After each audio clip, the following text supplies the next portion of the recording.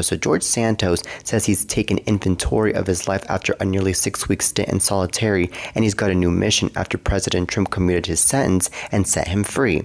So the former New York congressman joined TMZ Live just yesterday, and he basically spilled the tea on how things went over in prison and about his past mistakes and so forth. Well, Santos says he's embarrassed by the lies he told and his own duplicitous nature, and he watched his whole life like a movie in his own head, running through each and every mistake during this time. Santos says he fell back on his own religion and he thinks he's square with the big guy upstairs now.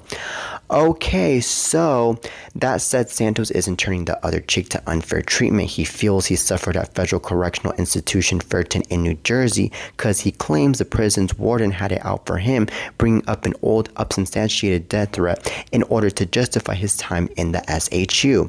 So Santos also claims he wasn't allowed access to his medication, and he alleged FCI Ferguson is full of black mold, expired food, and more.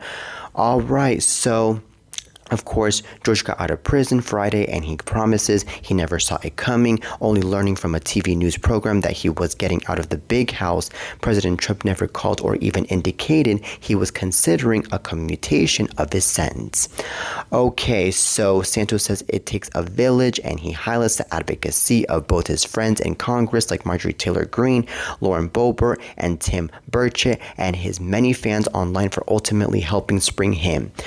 Okay, so remember, Santos was sentenced to 87 months in prison, just over 7 years, after pleading guilty to wire fraud and identity theft charges in May. He surrendered in July and spent a little more than 3 months in custody before his sentence was commuted. This is really insane, ladies and gentlemen, that this guy got pardoned by Trump, because this just comes to show that Trump ends up pardoning all of the frauds that are just like him. Okay, and let's remember that Trump is the same person that got to be pardoning Todd and Julie Chrisley last year, I believe it was, or I believe this past year, like I believe on a January or February or March. And Todd and Julie Chrisley, by the way, got convicted of tax fraud, and they were supposed to be in prison for up to 12 to 14 years.